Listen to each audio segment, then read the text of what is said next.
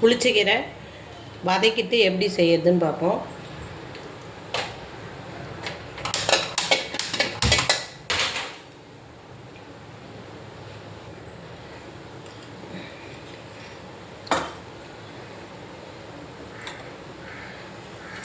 எண்ணெய் ஊற்றி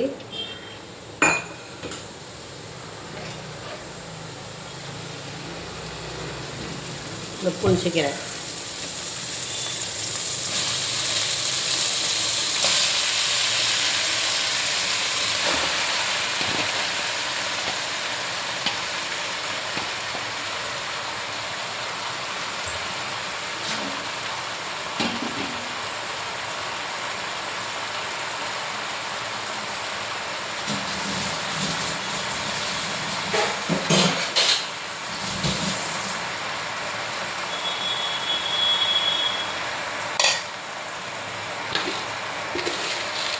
சுத்தமாக உப்பு போட்டு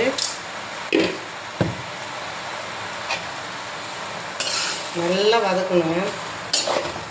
சீக்கிரமாக ரெடி ஆகிடும். கீரை ரொம்ப ஈஸி. சாப்பாடை போட்டு கிண்டி சாப்பிட்டா வேறு லெவலில் இருக்குங்க.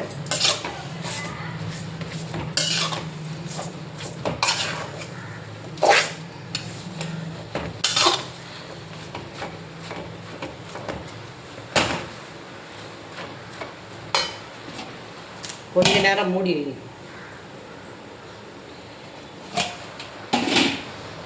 இதில் ஒரு தக்காளி பழம், 2 பச்சை மிளகாய்,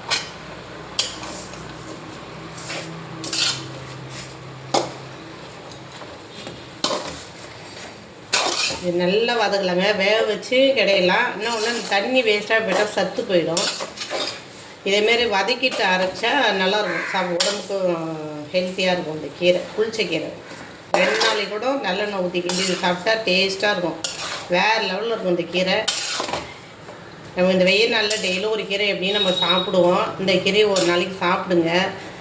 பாருங்களா, அந்த வானலே வெள்ளையாகுது பாருங்கள். அந்த புளிப்புத்தன்மை இந்த அமிலம் எடுக்குது. அப்போ நம்ம சாப்பிட்டா நம்மளோட உடம்புக்குள்ளே போய் குடல் எவ்வளோ சுத்தமாகும்னு பாருங்கள். இந்த வீடியோ பார்க்குறவங்க இந்த கீரை செய்து சாப்பிடுங்க, நல்லாயிருக்கும். பாருங்க, கீரை பாருங்கள் வதங்கிடுச்சு.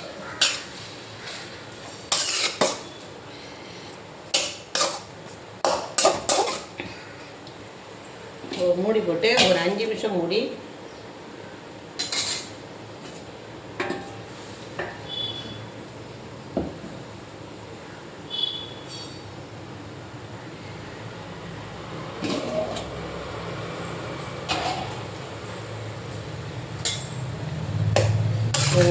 வதங்கிடுச்சு.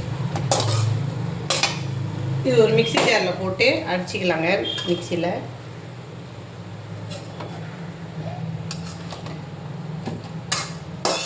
சூடு ஆறட்டும், அதுக்கு நம்ம தாளிச்சிக்கலாம்.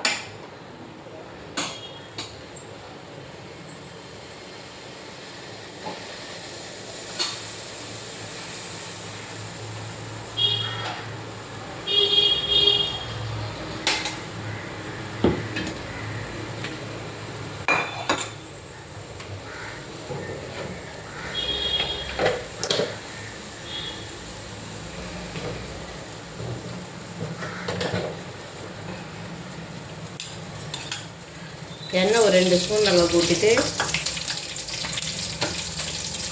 காஞ்சி மிளகாய் 2,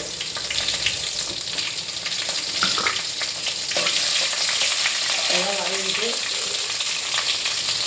வடை ஒரு 2 போடுவோம்.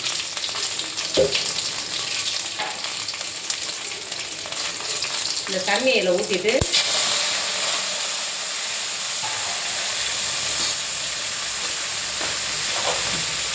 கொதிக்கிறதுக்குள்ளே இதை மிக்ஸி ஜாரில் அரைச்சிக்கணும்.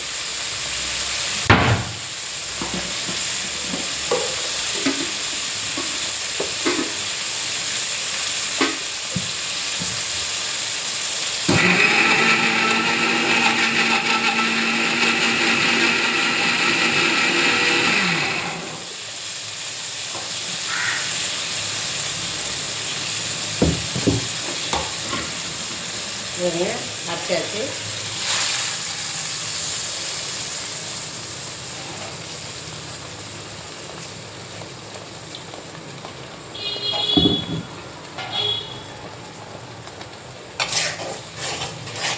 அவ்வளோதாங்க, புளிச்சக்கீரை ரெடி. ரொம்ப ஈஸி. இதில் சாதம் போட்டு அப்படியே கிண்டி வச்சோன்னா 2 நாளைக்கு கூட நல்லாயிருக்கும்.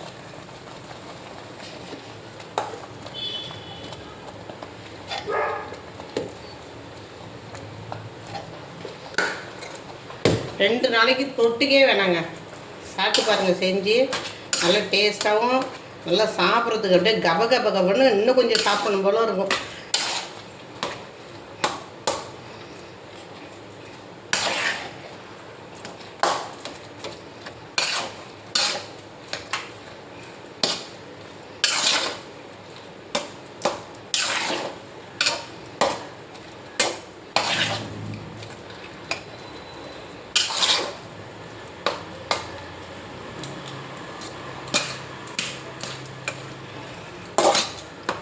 நான் சாதம் கொஞ்சம் அள்ளியே வேக வச்சேங்க. ஏன்னா இந்த கீரைக்கு அள்ளியே வேக வச்சு சாப்பிட்டா சூப்பராக இருக்கும். இந்த கீரை அப்படியே ஸ்பூன் போட்டு சாப்பிட்டா வேறு லெவலில் இருக்கும் இந்த கீரை.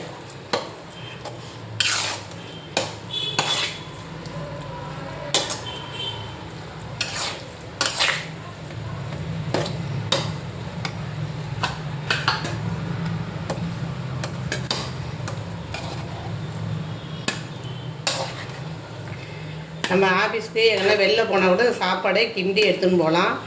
கிடையவே கிடையாது. 2 நாளைக்கு கூட நல்லாயிருக்கும். சூப்பராக இருக்கும். நீங்களும் செஞ்சு பாருங்கள், சாப்பிட்டு பாருங்கள். சூப்பராக இருக்குது.